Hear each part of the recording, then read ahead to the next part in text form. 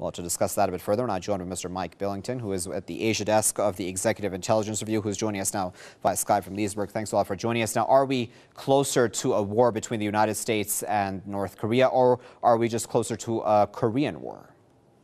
No, I don't think we're particularly close to a Korean war. There could be a spark there, but as I've said many times, and as Lyndon LaRouche has said many times, we are extremely close to a global nuclear war between the United States and Russia and China.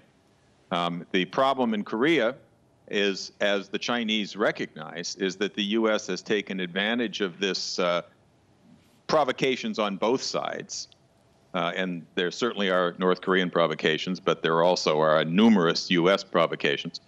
They've taken advantage of this for a significant military buildup in the region, which the Chinese recognize as a ring around China. It's, of course, been going on since the so-called pivot began, but this has brought new ABM systems, X-band radars, and other heavy offensive weaponry into play. It's interesting that Morton Halperin yesterday, a former defense and security official in several administrations, said at a forum in Washington that although the U.S. has officially at least pledged to the Russians that there would not be a first strike nuclear attack against Russia's nuclear capacities, of course, because Russia has a huge nuclear capacity, so the mutual assured destruction works.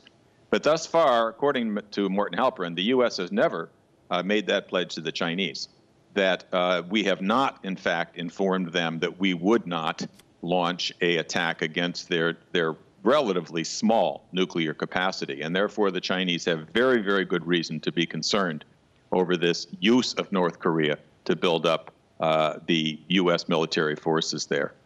So then are we then entering an era of a Cold War, in a sense, between China and the U.S. in the region? I don't think it's that cold.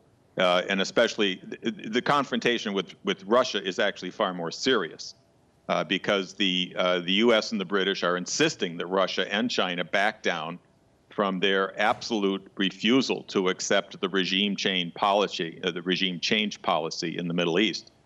Which is now going on from Iraq and Libya to Syria and very likely to Iran in the near term. As far as Korea itself goes, this would be an excellent time to open talks with North Korea.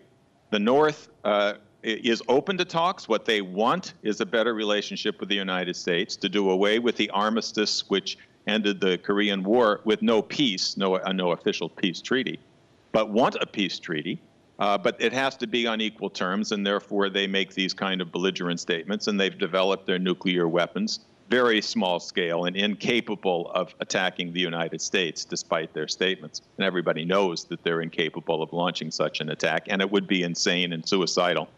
But they do want talks, and they will not talk on the current proposal from the U.S. and the British, which says we'll only talk if you agree to give up your weapons first. They see what happened to Libya. They see what happened to Iraq. They're not going to do it.